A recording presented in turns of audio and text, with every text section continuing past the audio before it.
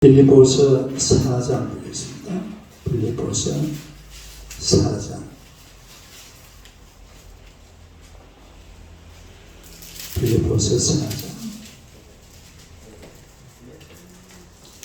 6절 7절.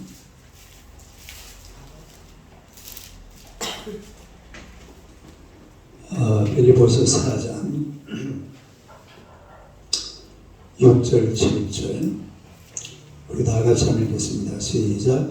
아무것도 염려하지 말고 다만 모든 일에 기도와 간구로 너희 구할 것을 감사함으로 하나님께 아뢰라. 그리하면 모든 지약에 뛰어난 하나님의 평강이 그리스도 예수 안에서 너희 마음과 생각을 지키시리라. 할렐루야. 인사하겠습니다. 오늘 밤에 기적이 일어날 줄로 믿습니다.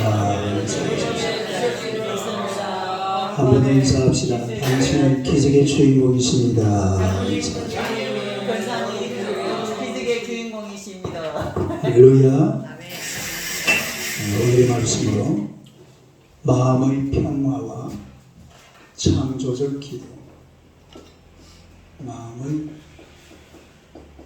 평화와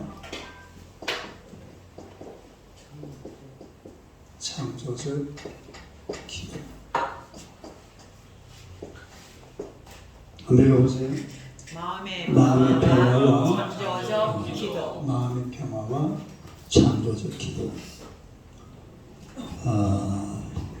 우리가 이 사람이 그래요. 마음에 평화가 없으면 마음의 화평이 충만하지 않으면 성령의 능력이 더 이상 역사할 수가 없어요. 그래서 우리 성도의 마음에 평안이 충만하면 마음 속에서 원하는 바, 또 마음 속에서 소원하는 바, 이런 것들이 이루어지는 창조적 기적이 일어나는 줄로 믿습니다. 그래서 우리 마음에 평안이 있으면 성령님이 역사하게 되고, 또 성령님이 역사하게 되면 마음의 평화가 저절로 찾아와요. 오늘 우리가 이 빌립보서 4장 6절 7절을 보면은 주로 그 6절을 자주 이제 우리가 암송도 잘하고 또 인용도 잘하고 그러는데 7절에 보면은 7절 한번 읽어봐요. 시작.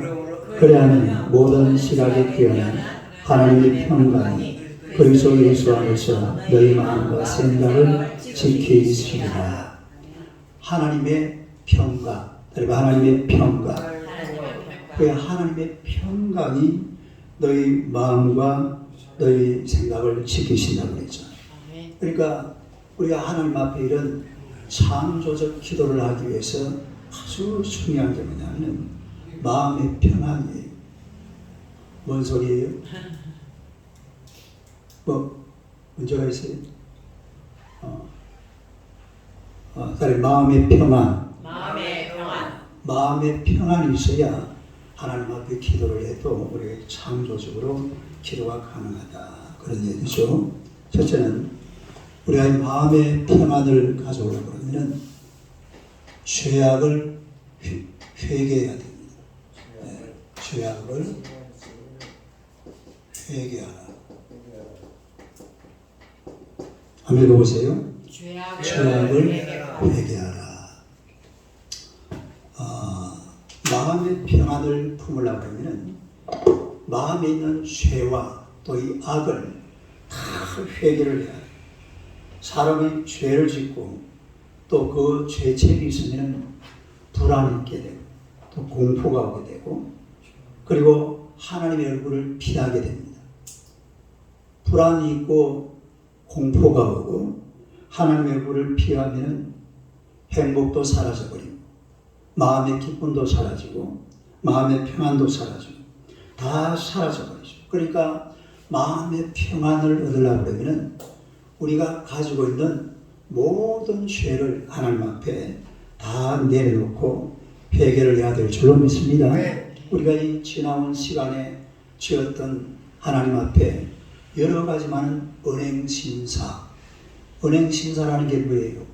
말하는 것, 행동하는 것, 내 마음속에 있는 것, 내가 생각하는 것 엄청나게 많잖아요. 이런 것들을 전부 다 끄집어내 가지고서 하나님 앞에 낱낱이 일일이 회개할 건 회개해야 될 줄로 믿습니다. 그래서 죄를 지었는데 회개를 안 하면은 마음이 불안해요. 마음에 평강이 올 수가 없죠. 기쁨이 올 수가 없어요. 다윗의 이야기를 한번 볼 수가 있는데 시편 32편 한번 봅시다. 시편 32편. 시편 32편.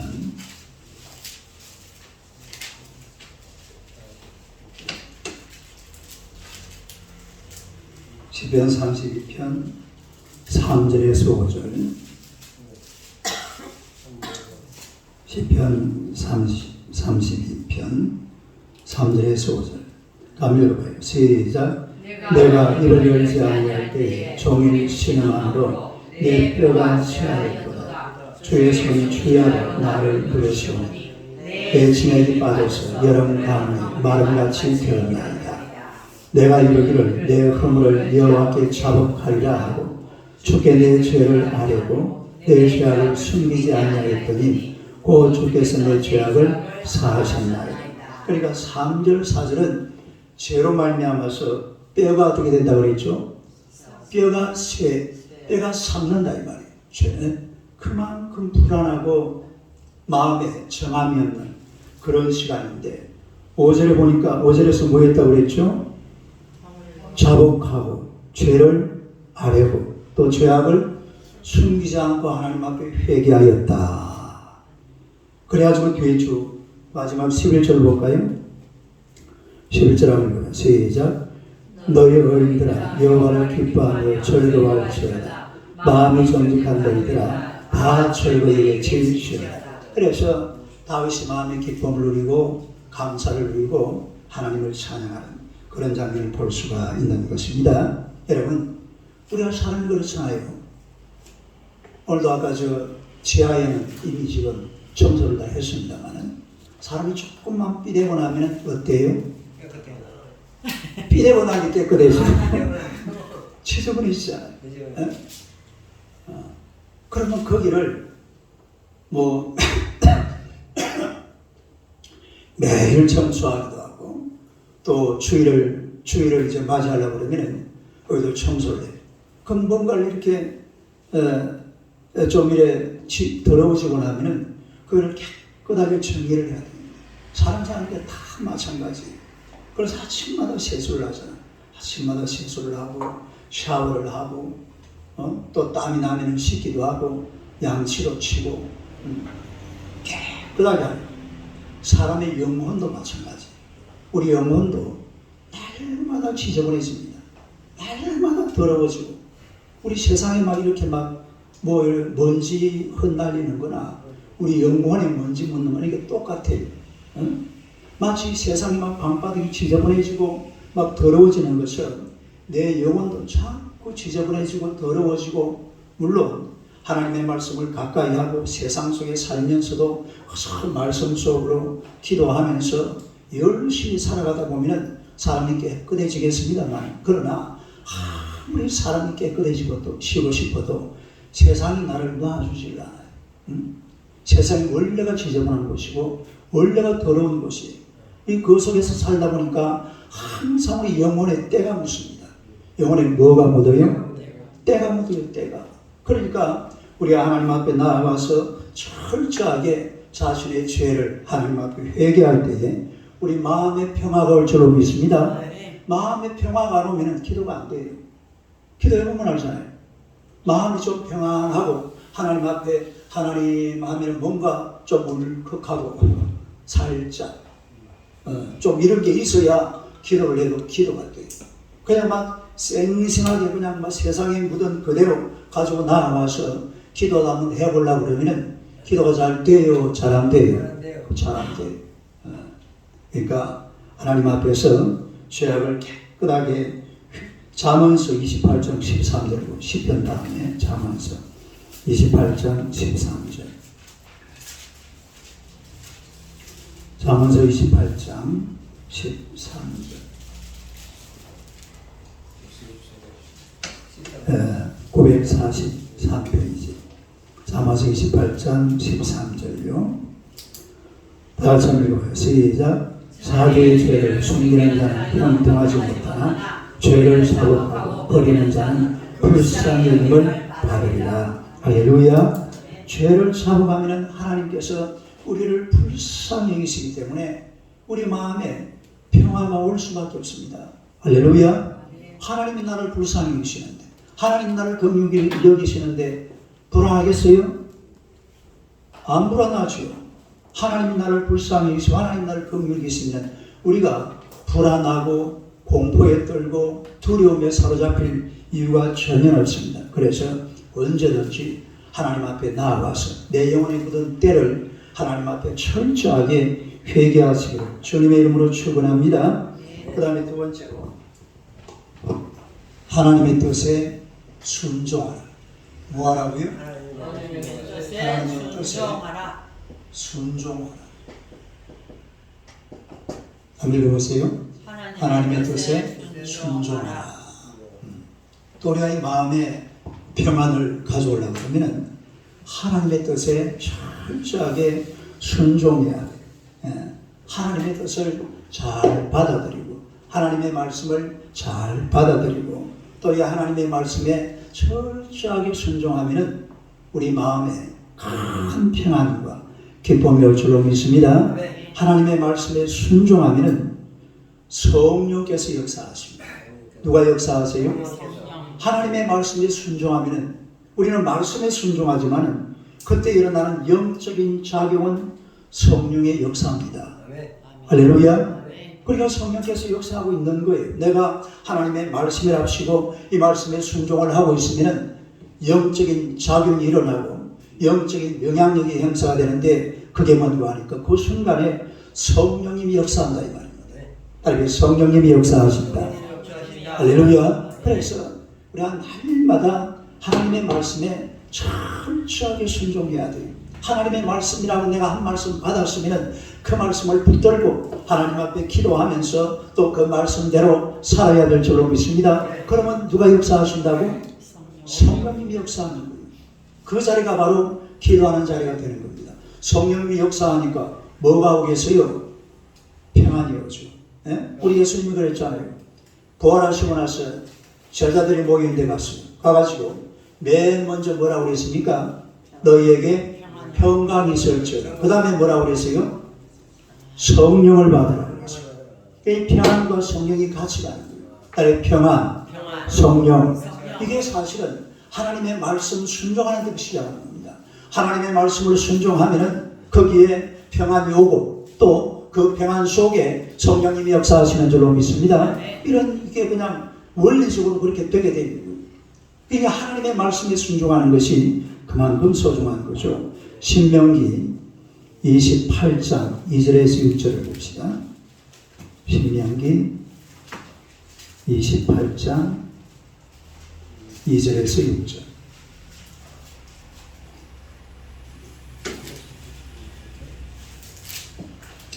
신명기 28장 303페이지.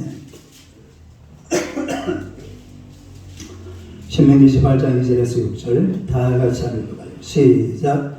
내가 내 하나님 여호와의 말씀을 순종하며 이 모든 복이 내게 임하며 내게 이르니 성읍에서도 복을 받고 배에서도 복을 받을 것이며 내 몸의 자녀와 내 토지의 소산과 내 짐승의 새끼와 소와 양의 새끼가 복을 받을 것이며 내 관주와 떡반죽 그릇이 복을 받을 것이며 내가 들어가도 복을 받고 나가도 복을 받을 것입니다. 할렐루야. 하나님의 말씀에 순종하면 여러분의 삶에 하나님께서 복을 주만 약속하셨어요. 또 모든 대적들을 다 제거해 주는 거예요. 대적들을 제거하고 나니까 내게 다가오는 건 뭐예요? 평안이 다가오죠. 지금 우크라이나에서 막 이 러시아가 막 키우라는 곳이 원래 우크라이나의 수도입니다. 거기다 얼마나 미사일을 갖다 퍼붓는지 막 도시가 다 깨져버렸어요. 근데 지금 사람이 다 이제 들어왔거든요. 러시아군이 다 쫓겨나고 이제 쫓겨나고 쫓겨나고 나니까 그 키우 시민들이 와가지고 집을 살살 지금 수리하고 있습니다. 집을 수리하는 게 아니고 도시를 새로 짓고 있어요. 미사일이 와가지고 시험 아파트를 때리 뽑아놓으니까 이걸 어떻게 감당할 수가 없죠. 혹시 건축업자에 없어요? 그 건축하러 가세요. 네? 평안이 언제 오냐면 대적이 쫓기고 나면 그 다음에 평안이 오죠. 대적이 쫓겨나가면 평안이 온다. 그러니까 참 우리가 하나님의 말씀에 순종하면 대적이 쫓겨납니다. 말씀에 순종하는데 뭐가 쫓겨난다고?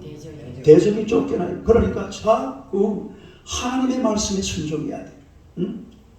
그래서 사람이 자기 의지에 순종하는 거 이건 너무 좋아하면 안 됩니다. 아, 나는 할 수 있어.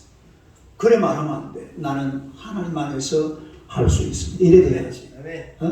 나는 주 안에서 할 수 있습니다.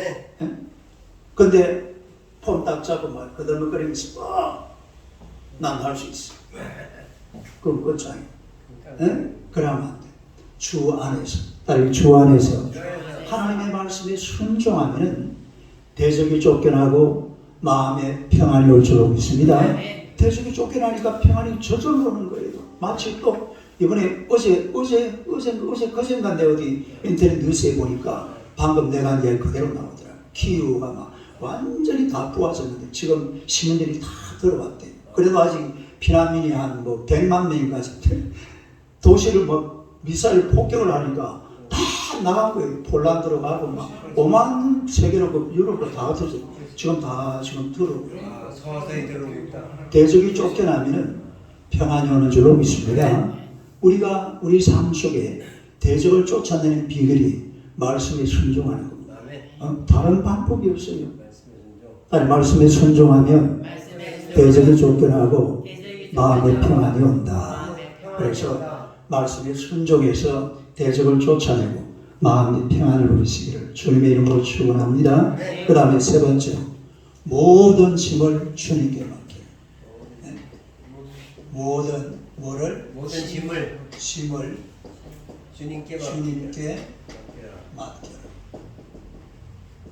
한번 읽어보세요. 시작. 모든 짐을 주님께 맡겨라.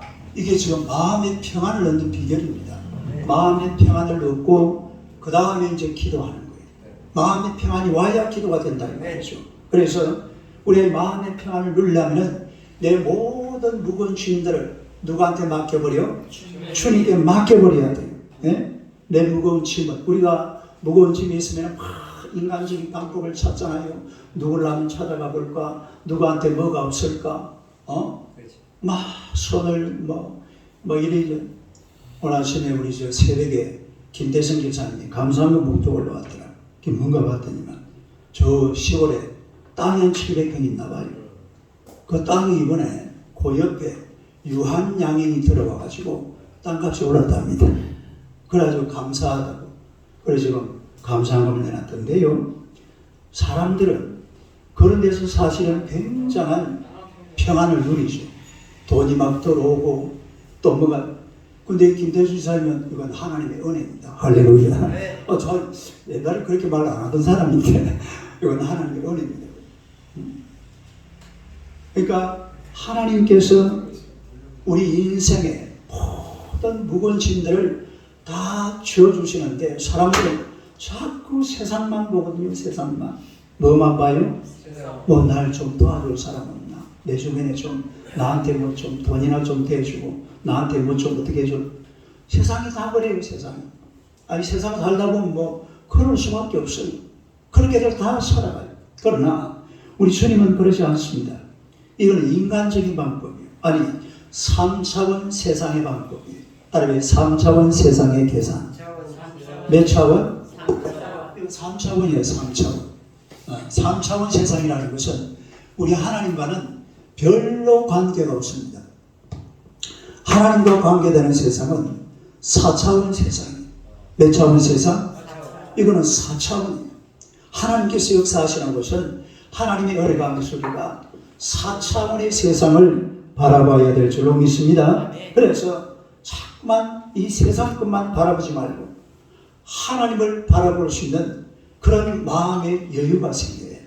어? 누구를 바라봐야 돼? 하나님을 바라보고 하나님께 내 짐을 맡겨야 될 줄로 믿습니다. 세상에다가 다 짐을 맡기려고 그러잖아요. 어? 나 자신이 다 짊어지고 가려고 그러고, 그리고 세상 사람들에게 다 맡기려고 그러고, 내가 지고자 그러지 말고 하나님께 맡겨버리라는 말입니다. 딸의 무거운 짐을 하나님께 맡겨버리라. 로마서 8장 5절 6절 봅시다. 로마서 8장 5절 6절. 로마서 8장 5절 6절.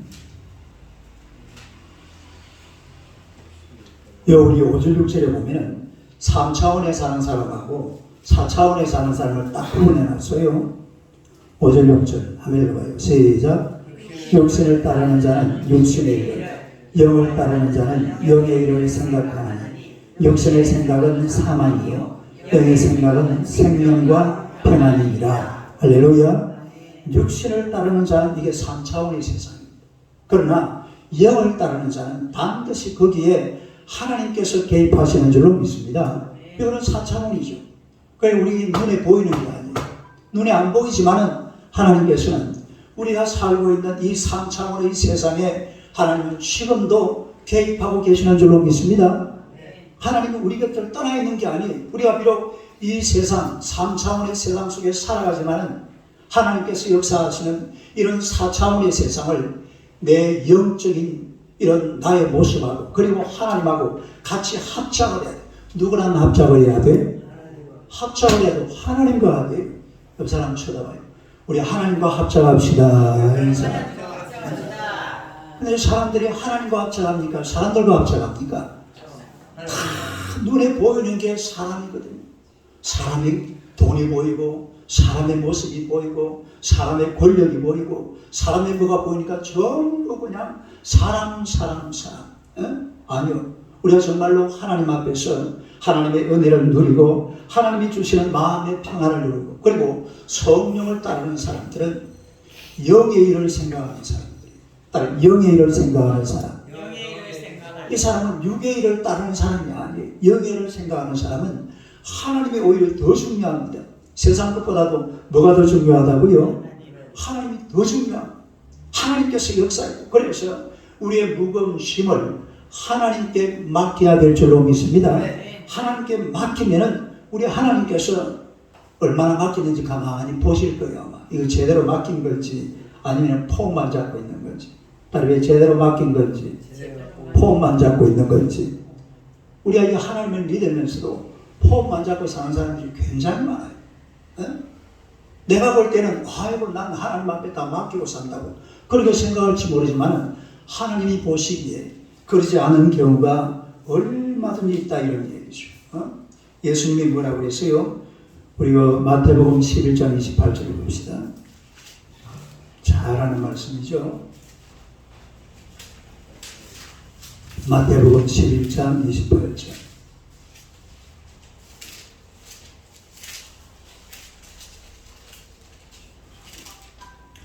(28절) 29절 한번 시작.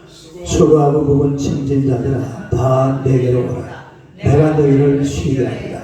나는 마음이 온유하고 겸손하니 나의 멍에를 메고 내게 배우라. 그리하면 너희 마음이 쉼을 얻으리니 나의 멍에는 쉽고 내 짐은 가볍다.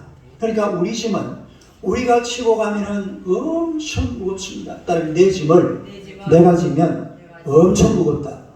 이걸 누가 져준다고 그랬죠? 예수님이 져준다 이 말이에요.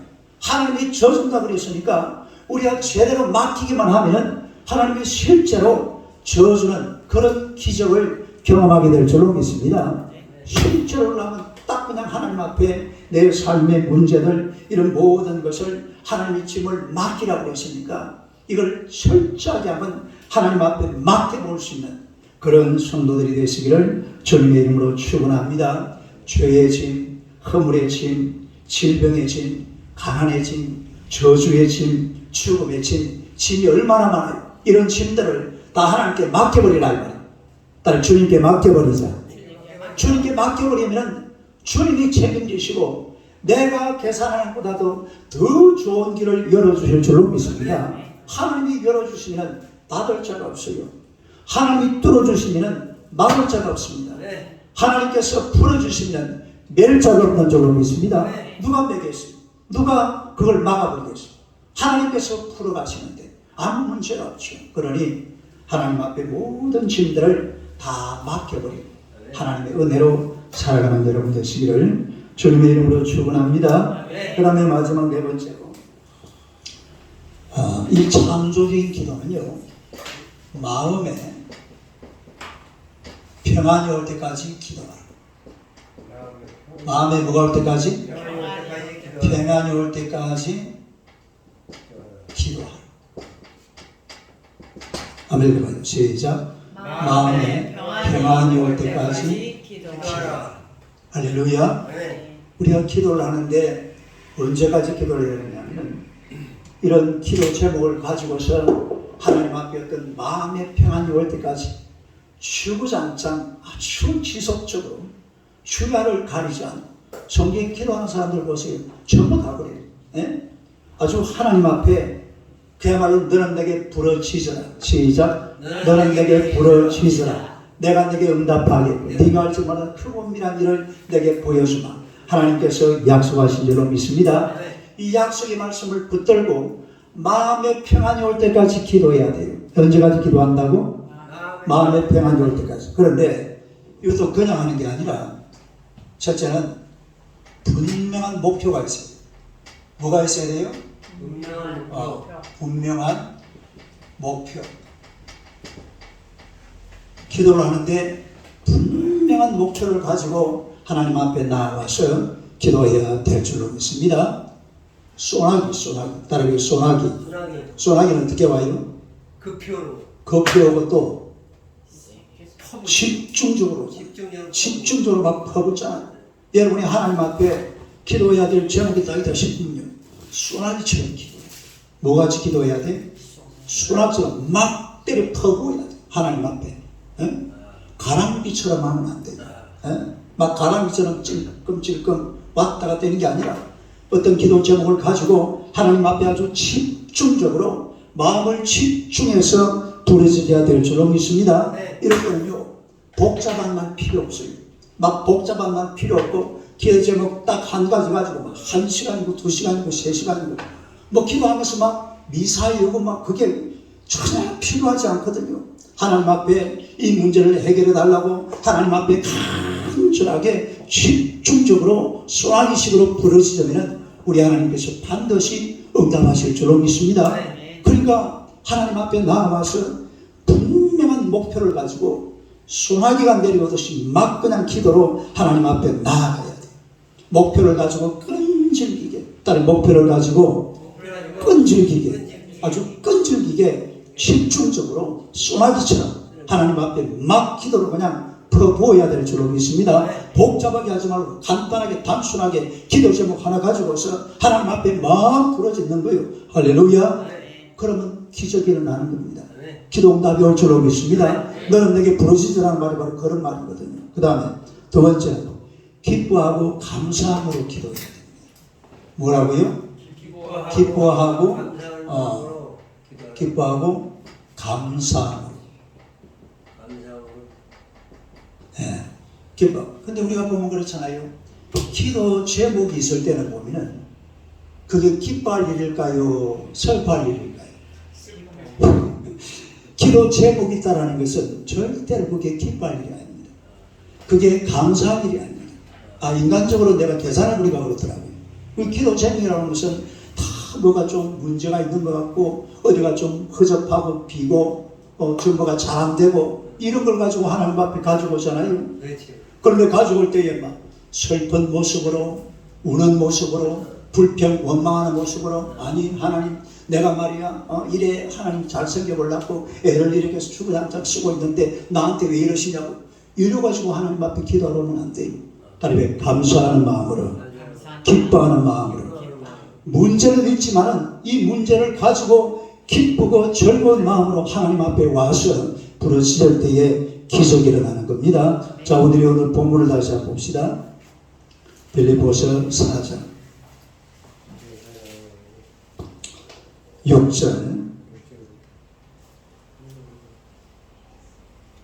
여기 물좀 떠줘. 빌립보서 4장 6절요. 6절 한번 읽어봐요. 시작. 아무것도 염려하지 말고 다만 모든 일에 기도와 간구로 너희 구할 것을 감사함으로 하나님께 너희 구할 것을 뭐함으로? 감사함으로. 그런데 우리 기도 제목이라는 것은 사실은 불평 원망거리입니다. 불평 원망거리지만 그러나 이걸 가지고 불평 원망하고 앉아있으면 안 돼요. 감사함으로 하나님 앞에 나아가서 기쁨으로 기도해야 될 줄로 믿습니다. 시편 50편 23절을 봅시다. 시편 50편 23절.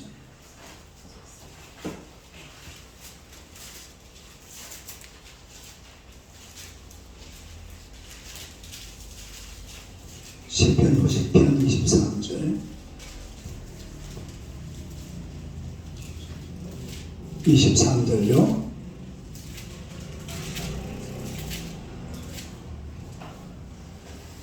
네, 같이 한번 읽겠습니다. 감사로 제사를 드리는 자가 나를 영화롭게 하느니 그의 행위를 옳게 하는 자에게 내가 하나님의 구원을 보이리라. 할렐루야. 감사로 제사를 드리는 자. 따라서 감사로 제사를 드리는 자. 그가 나를 영화롭게 한다고 했잖아요. 그러니까 우리는 사실은 기도 응답을 받으려고 하면 하나님께서 영광을 받으셔야 돼요.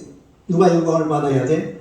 그 하나님께 영광을 받으려고 그러는데, 하나님께서 영광을 받으시려고 그러는데 하나님께 불평하고 하나님께 원망하고 영광을 받겠어요, 안 받겠어요? 당연하게 안 받죠. 그러니까 문제는 있지만은 그러나 그 문제 앞에서 불평하고 원망하고 짜증내고 슬퍼하고 괴로워하고 고통스러워 그럴 것이 아니라 감사와 기쁨으로 기도 제목을 가지고 하나님 앞에 나아가서 하나님 이런 문제가 있지만은 감사합니다. 할렐루야. 이러고 주님 앞에 와야 돼. 그래야지 하나님께서 우리의 기도를 응답하시고 우리 마음속에 평안이 오는 줄로 믿습니다. 감사함으로 기쁨으로 하나님 앞에 이런 긍정적인 태도로 고통이 오고 괴로움이 와도 감사하고 기뻐하는 이런 긍정적인 마음으로 하나님 앞에 기도하시기를 축원합니다. 그 다음에 세 번째는 또 우리가 기도할 때 어떻게 되냐면 확실히 응답받을 줄 믿고 기도해야 됩니다. 어떻게 해야 된다고요? 응답받을 줄 믿고 기도해야 된다. 요 앞에 확실히가 하나 들어가야 돼요. 확실히. 한번 읽어봐요. 시작. 확실히 응답받을 줄 믿고 기도하라. 여러분, 이 믿음이라는 것은 물론 우리가 이제 신학적으로 보면은 믿음도 내가 가지는 것이 아니라 누가 주는 거라고요? 그렇게 말하지만 그러나 이 믿음에는 결국은 나의 결단이 필요합니다. 뭐가 필요해요? 내 결단이 없으면 안 돼. 그러니까 하나님께서 인간을 완벽하게 무시해버리지는 않아요. 넌 가만히 있어. 내가 알아서 할 테니까. 그 정도는 아니라. 그래서 최소한의 하나님 앞에 우리 인간이 해야 되는 그 자세가 하나 있는데 그게 뭐냐면 믿음의 결단이에요. 믿음의 결단. 딸이 믿음의 결단. 이거는 내가 해야 돼. 이거는 이거는 성령님이 시켜주는 거 아니에요.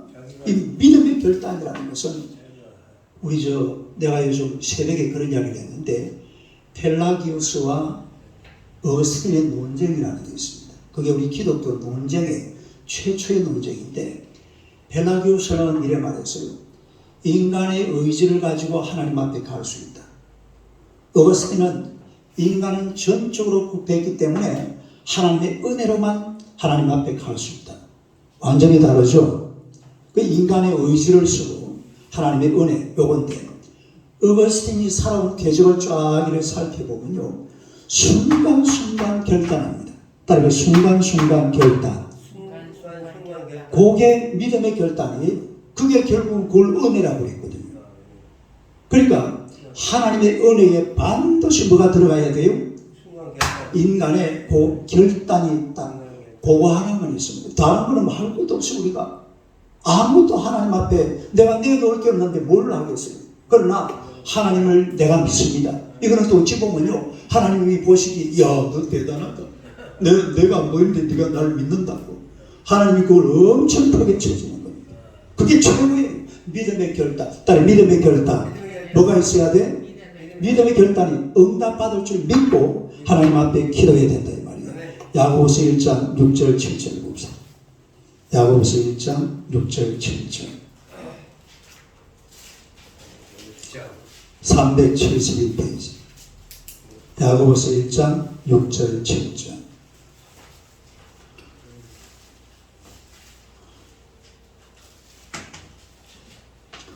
야고보서 1장 6절 7절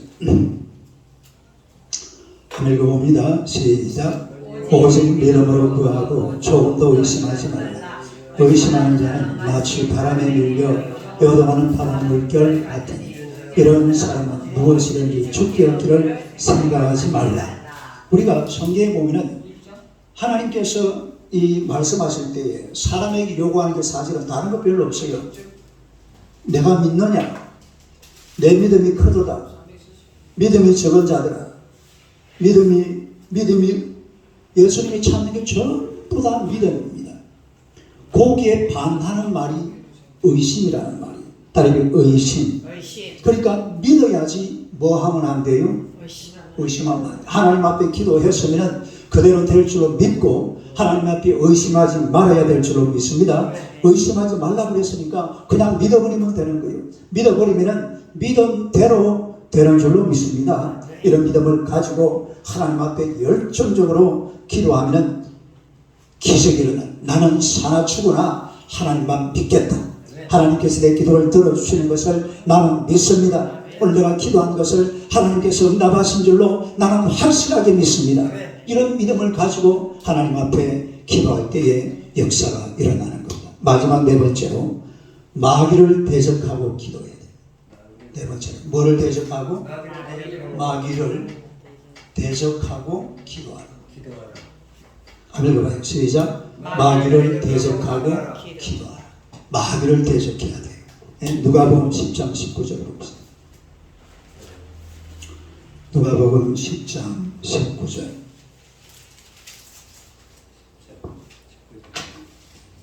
누가복음 10장 19절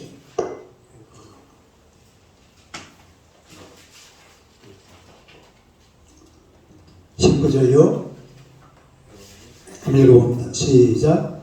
내가 너희에게 뱀과 정갈을 밟으며 원수의 모든 능력을 제어할 권능을 주었으니 너희를 해칠 자가 결코 없으니. 그 뭐라고 그랬죠?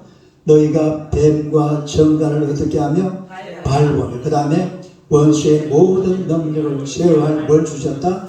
권능을 주셨다. 할렐루야. 이게 마귀의 권세를 물리칠 수 있는 그런 권세와 능력을 하나님께서 우리에게 주신 줄로 믿습니다. 야고보서 4장 7절 야고보서 4장 7절 375페이지 신약성경 야고보서 4장 7절 4장 7절 다 같이 한번 읽어봐요. 시작. 그런즉 너희는 하나님께 복종할지어다. 마귀를 대적하라. 그래야만 너희를 피하리라. 할렐루야. 마귀를 뭐하라? 대적하라. 그래야만 너희를 피하리라. 그러니까 우리가 하나님 앞에서 마귀를 자꾸 대적을 해가지고 쫓아내야 돼. 에? 마귀를 대적을 쫓아내요. 모기가 물면은 어떻게 해야 됩니까? 약도 뿌리고 또 때려잡고 또 잡고 하여튼 물리면 안 돼. 에? 근데 마귀라는 녀석이요 또 여름에 모기처럼 여러분한테 달려듭니다. 심심하면 달려들어요. 그러니까 우리도 마귀를 대적을 하면서 살아야 돼요. 마귀가 그냥 막 대충 우리를 보고 넘어가는 게 아니라 항상 예수 믿는 사람들을 잡아 넘어뜨리려고 막 발버둥을 치는 놈들이 이게 마귀 놈들이거든요. 이걸 갖다가 철저하게 대적을 해야 돼요. 할렐루야. 그냥 가만히 있으면 입 다물고 있으면 안 돼요. 따르게 사단아 물러가라. 마귀야 물러가라. 입 다물고 가만히 있으면 잡아먹어버려. 잡아먹힌다니까요. 자꾸 마귀를 대적을 해야 돼요. 어차피 마귀의 세력들이요, 우리를 힘들게 하고 고통스럽게 하고 내 가정을 무너뜨리고 내 직장을 사업장을 막 그냥 넘어들고 엉뚱한 짓을 하는데 그게 가만히 있으면 되겠습니까? 마귀의 권세를 물리치시기를 주님의 이름으로 축원합니다. 나사렛 예수 이름으로 명하노니 사단의 권세들아 물러가리시오. 이걸 자꾸 대적을 해야 돼요. 예? 그냥 가만히 있으면 안 돼요. 그건 막 달라들어요. 이 영물이 돼가지고 아주 엉뚱하게 사람을 고통스럽게 하는 게 이게 마귀의 세력입니다. 그래서 우리가 하나님 앞에 와서 이 마귀의 권세를 철저하게 대적해서 마귀에게서 자기를 보호할 줄 알아야 돼. 그래야지 마음의 평안이 옵니다. 뭐가 와요? 마귀가 나를 감싸고 있으면 어떻게 해요? 어이구 무서워라. 무섭죠. 제가 어렸을 때 기억이 딱 나요. 학교 갔다가 밤에 집에 올라가려고 하면 계속 무서워요. 그냥 그런 경험 해봤어요? 네? 아니 제가 한 10리 되거든요. 그 우리 학교에서 우리 집에까지. 근데 그걸 이제 걸어 올라가면은 어떨 때는 혼자 올라가야 돼. 뭐 겁자기라고 뭐 좀 하다 보면 그냥 혼자. 무서워요 그냥. 정말에 또 어디 올라가면요, 그런 귀신 나오는 데가 있어요. 또 그 누가 웬 할아버지 한 사람이 어떨 때 한번 올라가면요, 돌멩이를 던집니다. 낮에. 옛날에 촌에 가면 그런 게 많았어요. 그 할아버지가 돌멩이를 던져. 그거는 또 대나무밭이 있는데 이쪽 있다가 이래가지고 그거 지나갈 때 되면요 머리가 쭉 빗선다니까요. 응? 실제로 마귀의 역사는 우리 삶을 지금은 이렇게 막 문명이 발달이 돼가지고 온데 막 불이 막 삐까번쩍하니까 아무것도 안 보는 것처럼 보이죠. 절대 무너지지 마시고 마귀를 대적하시기를 축원합니다. 마귀를 쫓아내 그래야지 마음의 평안이 오죠. 봐요. 여기도 봐요. 불을 쫙 켜놓으니까 이렇게 훤하고 좀 평안하잖아요. 이게 맞으면 캄캄하게 해가지고 옛날에 지금도 우리 시골 동네 그 가보세요. 제가 저번에 가보니까 그 동네 지금 보니까 한 50가구 정도 있는데 불 딱 하나 켜놨더라. 봐봐. 초록불 말고 지금은 전기불인데 딱 불 하나 있어. 그 골짜기가 제일 깊은 곳이거든요. 근데 그 집사람이 그때 한번 들어가서 이래 내려서 차에서 보니까 그 넓은 골짜기 불 딱 하나 있더라니까요. 얼마나 어둡고 무서운 세상인 줄 알아요. 그런 게 실제로 영적인 세계가 그렇게 작용을 하고 있습니다. 그러니 마귀의 권세를 대적하시기를 축원합니다. 마귀의 것을 대적해서 마귀의 것을 물리쳐야 돼요. 그래가지고 밝은 세상을 만들어요. 내 주변이 하나님과 마귀가 이 가로막아가지고서 하나님의 역사가 막아버리는 이런 역사가 있어서는 안 되죠. 마귀를 대적해서 마음의 평강을 누리게 되시기를 주님의 이름으로 축원합니다. 그래서 우리가 이 모든 불안과 두려움을 이겨야 마음의 평안이 옵니다. 죄를 회개하고 한번 볼까요? 첫째로 뭘 하라고 그랬어요? 죄악을 회개하라. 두 번째로 하나님의 뜻에 순종하라. 세 번째로 모든 짐을 주님께 맡겨라. 네 번째로 마음의 평안이 올 때까지 기도하는데 뭘 가지고서 분명한 목표를 가지고, 두 번째로 기뻐하고 감사하면서, 세 번째로 확실히 응답받을 줄 믿고, 네 번째로 마귀를 대적해서 응답받아 하나님의 놀라운 은혜를 누리는 여러분 되시기를 주님의 이름으로 축원합니다. 할렐루야. 자, 우리 찬송하겠습니다. 348절.